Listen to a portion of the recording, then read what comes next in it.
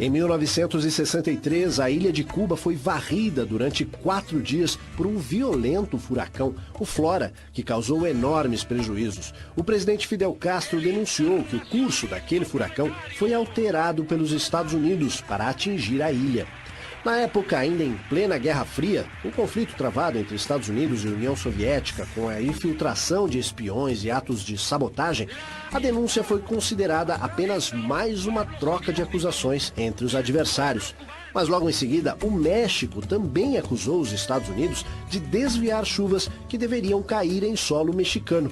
Teorias da conspiração à parte, a dúvida é se os americanos, no início da década de 60, já dominavam essa tecnologia.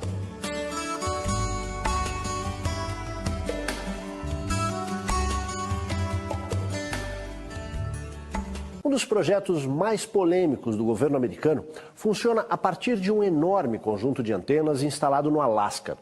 Oficialmente se destina a melhorar os sistemas de comunicação e navegação, tanto civis como no setor de defesa. Só que na linguagem oficial, quando se fala defesa, significa, na verdade, uso militar. Financiado pela Marinha e a Força Aérea dos Estados Unidos, o projeto HARP foi implantado na região de Gacona, no Alasca. HARP é a sigla em inglês para Programa de Investigação da Aurora Ativa de Alta Frequência. Na prática, são 180 antenas que transmitem sinais para a ionosfera, a camada superior da atmosfera terrestre, que leva esse nome por possuir uma grande quantidade de íons, ou seja, os átomos eletricamente carregados. Embora o governo americano assegure que o projeto se destina às comunicações e à defesa, esta garantia não foi suficiente para a Rússia, onde o governo pediu uma investigação a respeito. Até a União Europeia, aliada dos Estados Unidos, pediu a seus cientistas que investiguem esse programa. Há suspeitas de que as emissões das antenas de alta frequência podem interferir no clima da Terra ou servir como um primeiro passo para a chamada Guerra nas Estrelas, ou seja, a instalação de armamentos no espaço extraterrestre. Há até quem questione os efeitos desses sinais para a saúde humana, principalmente o cérebro. Eu fui sabendo de uma teoria, um boato. É um grupo chamado HARP. Esses caras, eles alegam, por exemplo, que numa guerra, a partir de agora, em vez de mandar bomba, você pode mandar terremoto, tsunami. Revelações sobre as tentativas de desenvolver uma nova arma de guerra. Uma tecnologia capaz de controlar o clima e produzir desastres naturais. Mas será que o ser humano seria capaz de comandar as forças da natureza? Mito ou verdade? Ciência ou teoria da conspiração? Raios,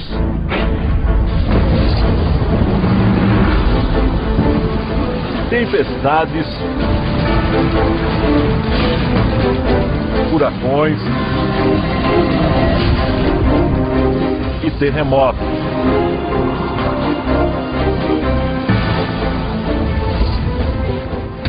Como seria se um exército ou um grupo terrorista pudesse usar tudo isso contra o inimigo?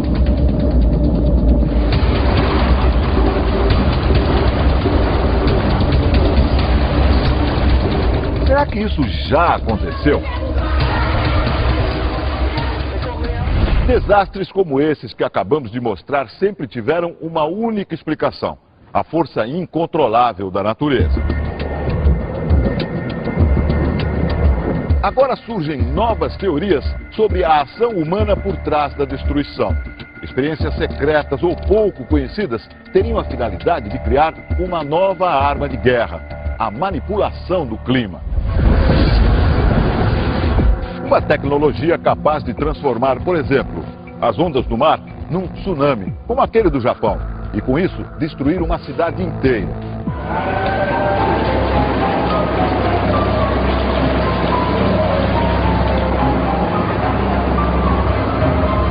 O ser humano quer sempre saber mais, conhecer e controlar a natureza.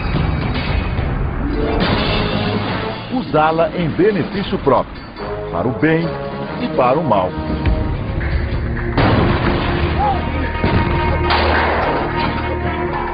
Por que não transformar em armas os desastres naturais?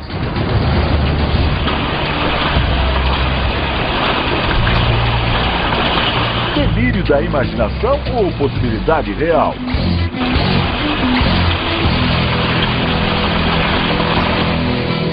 Quem poderia prever a dimensão de um ataque como o de 11 de setembro? E hoje, 10 anos depois, quem pode garantir que o homem não vai produzir uma nova arma?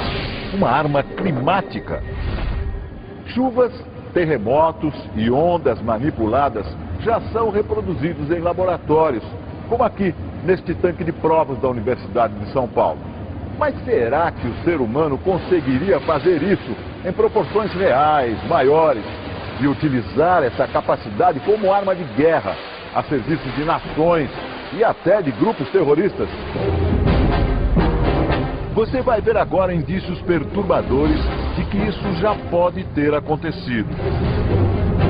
E conhecer as experiências reais de controle das forças da natureza.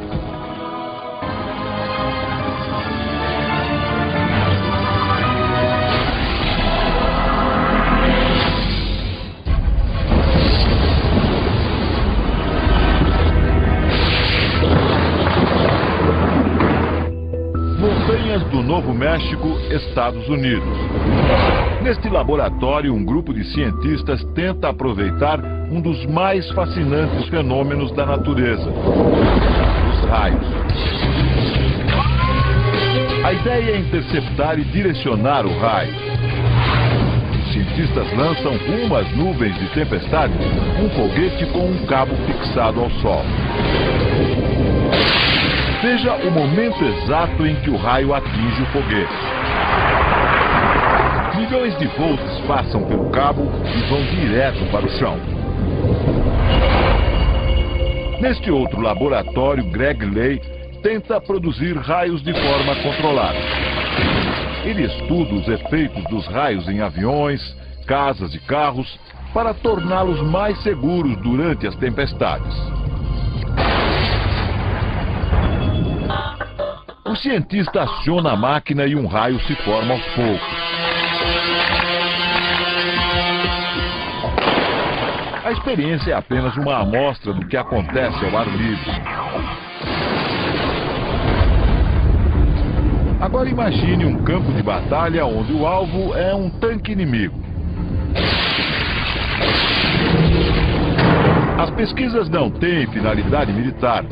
Os cientistas concordam que os raios podem ser uma arma devastadora numa guerra.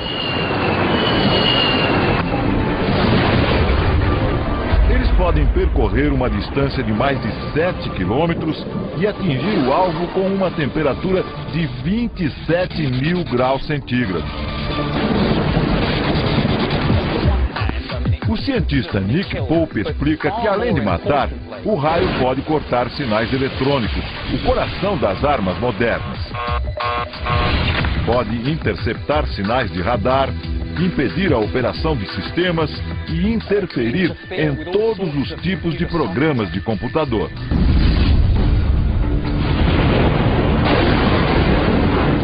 Mas será que o mundo alguma vez já foi atacado por uma arma construída a partir de uma força da natureza? Julho de 1976. Apagões nos sistemas de comunicação do mundo todo ficaram sem explicação. Uma estranha frequência causou interferência em transmissões de rádio, televisão e telefone nos Estados Unidos. Jerry Smith é autor de um livro que trata das armas climáticas. Segundo ele, os cientistas norte-americanos descobriram que o sinal secreto vinha da então União Soviética, o auge da chamada Guerra Fria entre as duas maiores potências mundiais. Fotos de satélite mostram um gigantesco radiotransmissor russo. Dele saíam ondas de extrema baixa frequência rumo à atmosfera sobre os Estados Unidos.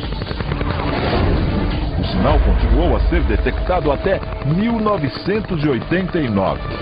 Mas por quê? O transmissor soviético funcionava como um grande radar e servia para verificar se havia mísseis americanos a caminho do país. Mas alguns pesquisadores suspeitam que algo mais sinistro estava no ar.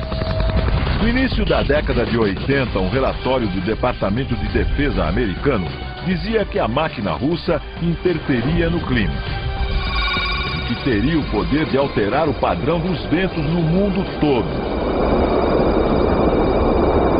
Será que o transmissor foi uma arma secreta entre União Soviética e Estados Unidos? O fato é que, nessa época, algo muito estranho aconteceu.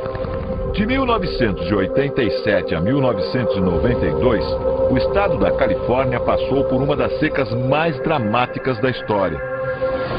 As lavouras secaram e o gado morreu. O preço dos alimentos subiu vertiginosamente e a população ficou aterrorizada. Os especialistas em clima disseram que a causa foram as altas temperaturas que impediram a entrada de umidade na região, um fenômeno fora do comum para a Califórnia. Normalmente, os ventos de grande altitude levam a umidade para a costa dos Estados Unidos. As setas indicam que os ventos sopram sempre para o leste. Durante a seca, os ventos mudaram subitamente de direção e se enfraqueceram. É claro que os soviéticos negaram tudo. Este professor de táticas militares diz que negar faz parte do jogo. Afinal, nenhum governo se sentiria confortável em admitir que deu início a uma guerra climática. Coincidência ou não, em 92 os Estados Unidos começaram a construir este enorme complexo de antenas no Alasca, como parte do projeto conhecido como HAARP. A sigla em inglês quer dizer Programa de Investigação de Aurora Ativa de Alta Frequência. Um nome sofisticado para um projeto que começou na Força Aérea e na Marinha Americanas. O complexo reúne 180 antenas de 22 metros de altura. Juntas, elas podem apontar para qualquer alvo no céu e emitir milhões de watts de baixíssima frequência, formando uma trilha na atmosfera. Este militar americano diz que o projeto HAARP é usado apenas para fins de defesa. Mas uma outra teoria apareceu. A intensa energia jogada no céu pelo HAARP poderia ser um dos fatores do aquecimento global e das mudanças climáticas. O cientista Nick Bejic acusa o governo americano de sonegar informações e garante: as pesquisas do HAARP são utilizadas, sim, para provocar mudanças climáticas. Quando as ondas de baixa frequência atingem a camada mais alta da atmosfera, elas criam um espaço vazio e mudam a posição das áreas de umidade. O cientista simula o efeito do HAARP em laboratório. Ele produz uma nuvem dentro de um tubo. Embaixo da nuvem há um transmissor de ondas de baixa frequência extrema. Quando as ondas são emitidas, a nuvem se move para o alto do tubo e leva junto o vapor. O HAARP é apenas um dos transmissores instalados no planeta. Há outros 20 centros de pesquisa semelhantes que funcionam em lugares secretos. Para alguns cientistas, estes transmissores são capazes de alterar o clima em qualquer lugar do mundo. Mudam a direção dos ventos e provocam grandes tempestades ou secas. Até mesmo os furacões poderiam ser provocados. Não há como garantir totalmente que esses equipamentos são usados como arma climática. No entanto, alguns fatos levantam ainda mais suspeitas. Em dezembro de 2001, cientistas da NASA, a Agência Espacial Americana, fizeram uma descoberta. Eles concluíram que vários terremotos aconteceram depois de mudanças climáticas radicais.